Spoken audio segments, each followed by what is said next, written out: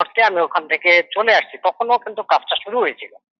ঠিক আছে? তারপরে আসার পরে জানি না কারা কি কারণে কিভাবে বন্ধ করেছে। কারণ চলে আসলে তো একটা জায়গায় ধরেন নরমালি কোনো ইয়ে থাকে না। তারপরেও আমি একাধিকবার ওদের বলেছি কাজটা শুরু করেন, শুরু করেন, এবং সম্ভবত আজকে বা কালকের মধ্যে তারা কাজ শুরু করবে। আমি আসার পর থেকে তাদের পিছে লাগিয়ে আছি যে কাজ দ্রুত শুরু করেন এবং শেষ করবেন। একটা বরিশালের দালানের সামনে ড্রেনটা খোঁড়া হয়েছে, খোঁড়া হওয়ার পরে হ্যাঁ, হ্যাঁ। সেটা আবার বালু দিয়ে আবার ভরাট করে দিছে, জনগণের ভরাট করা ক্ষতি হয়েছে, হয়েছে। কিন্তু কে বা হ্যাঁ, কারা করেছে এটা আমাকে আর জানায়নি পরে। কাজ হবে, কাজের কোনো ঘাটতি আমি থাকাকালীনও হয়নি। আমি যে চলে আসছি, যতটুকু বাকি ছিল ততটুকু সম্পূর্ণ হবে, এটুকু আপনারা নিশ্চিত থাকেন। আমরা এই যে টাকা যে উত্তোলন করছি, এই টাকা টোটাল আমাদের প্রশাসক মিজানুর রহমান স্যারকে দেওয়া হয়েছে। কিন্তু কি জন্য টাকা উঠানো হয়েছে, কি আসে বিষয়, এটা কোনো আমি জানিয়ে না। সিবিসি কারে বলে হাও কইতারি না, আর কাবিকা কারে বলে হাও কইতে পারি না। আমার বাবার কথা শুনি নাই, এই অর্থ শুনছি। এটা টোটাল সম্পূর্ণ দায় দায়িত্ব হলো জসিমের কাছে, কেন ফাইল তার কাছে। সে আয়া বলছে এটা সই করেন, সই করছি। সে বলে সেকে সই করেন, সেকে সই করছি।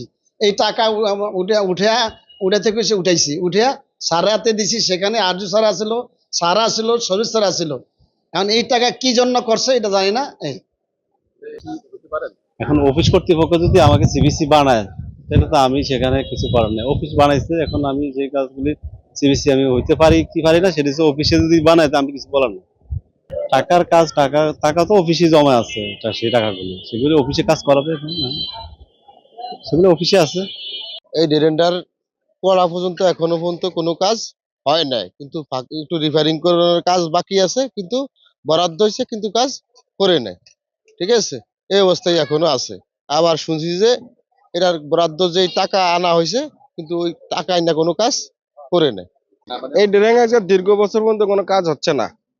এই ড্রেন এর কারণে আমরা যারা এলাকাবাসী আছি, এদের প্রত্যেকেরই অসুবিধা। কোন রকম একটু বর্ষা হইলেই এই ড্রেন ঝামেলা হয়। পানিতে অনেক ঝামেলা, ড্রেন এর ভিতরে ময়লা আবর্জনা আটকে রয়েছে। শুনছি এই ড্রেন এ দীর্ঘ একটা বরাদ্দ হয়েছে, এখন এই ড্রেন কোনো কাজ করে নাই। কাজ না করার কারণে বর্ষা হইলে পানিতে সমস্যা হয়ে যায়। এটা আজকে দীর্ঘ অনেকদিন ধরে এইভাবে ফুটে রয়েছে।